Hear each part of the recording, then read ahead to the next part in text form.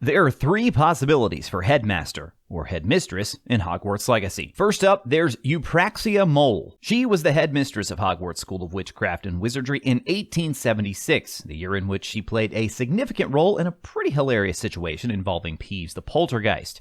We know this thanks to one of J.K. Rowling's Pottermore writings from August of 2015. She writes, though many students and even teachers have a somewhat perverse fondness for Peeves, he undoubtedly adds a certain zest to school life. He is incurably disruptive, and it generally falls to the caretaker of the day to clean up his many deliberate messes. Vases smashed, potions upended, bookcases toppled, and so on. Later in the article, we learn there have been a few attempts to actually remove Peeves from the castle, all of which resulted in failure, by the way. No surprise to Potter fans considering his prominence in the series, although you wouldn't know that if you've only seen the movies. It turns out one of those aforementioned attempts to kick Peeves out of Hogwarts happened in the year 1876 when Mole was headmistress. Rancorous Carp was the caretaker during those days, and he'd designed an elaborate trap for Peeves. The trap consisted of a collection of weapons intended to bait Peeves along with a large enchanted bell jar, which he intended to drop over the poltergeist once he was in place. Rowling writes, not only did Peeves break easily through the giant bell jar, showering an entire corridor with broken glass,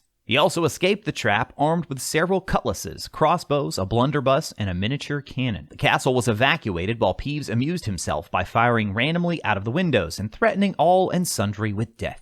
Now, this actually led to a 3-day standoff between Peeves and the Hogwarts professors. Headmistress Mole ultimately reached a contractual agreement with Peeves to end the standoff. This agreement granted Peeves certain privileges, including a weekly swim in the boys' toilets, on the ground floor that is, first refusal on stale bread from the kitchen for throwing purposes, in addition to a custom-made hat to be designed by Madame Bonnable of Paris. Carp ended up taking an early retirement for health reasons, and no other attempts have been made since to remove Peeves from the castle. With Hogwarts Legacy likely starting in 1891, we won't be witnesses to this infamous standoff with Peeves, but Mole could very well still be the headmistress. If not Mole, the next possibility would be Brutus Scrimgeour. When it comes to Scrimgeour, some may argue that it's never actually been confirmed that he was a Hogwarts headmaster. If you consult the Harry Potter lexicon, which has long been a trusted source for Potter fans, you'll find no mention of him as headmaster. On the HP Wiki, however, it said that he served as headmaster of Hogwarts School of Witchcraft and Wizardry thanks to two sources, the Harry Potter for Connect video game and The Making of Harry Potter, a movie behind-the-scenes walking tour of the WB studio in London. In both cases, Scrimgeour appears as a portrait in the headmaster's office. Now, personally, I'm not convinced that Scrimgeour was ever truly considered a Hogwarts headmaster by J.K. Rowling. This could very well have been a prop mix-up and just something they had positioned in the headmaster's office for the studio tour. He also appeared in a portrait in the Prisoner of Azkaban film, as well as the video games for Prisoner of Azkaban, Order of the Phoenix, and Half-Blood Prince, although none of those were in the headmaster's office. To be fair, The Quest of Sir Cadogan, a feature on Disc 2 of the Prisoner of Azkaban DVD, confirms he was definitely at least a professor at Hogwarts. It's also very possible he was related to Rufus Scrimgeour, but this isn't confirmed as canon. What is confirmed is that he wrote a guide for Quidditch players, specifically beaters, known as the Beater's Bible. He also wrote a review for the book Quidditch Through the Ages, calling it the definitive work on the origins and history of Quidditch,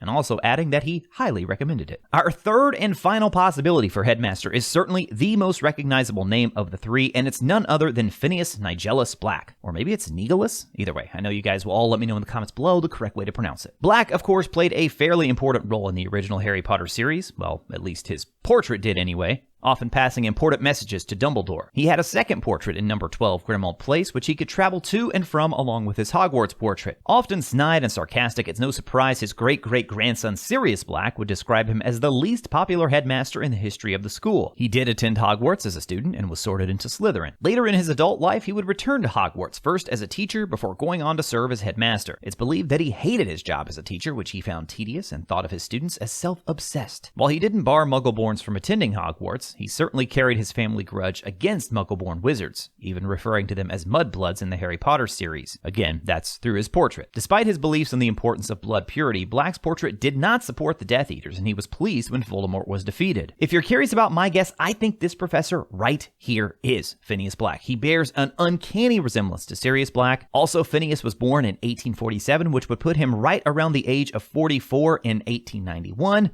When Hogwarts Legacy takes place. I think this guy looks definitely like he could be 44 years old. The question then becomes, is he just a teacher or is he actually the headmaster as well? Of course, I want to know what you all think. Who will be the headmaster in Hogwarts Legacy? Mole, Scrimgeour, or Black? Or will they surprise us all and take some creative liberty and make it none of those three? Comment below to let me know. As always, thank you all so much for watching. I'll talk to you again soon.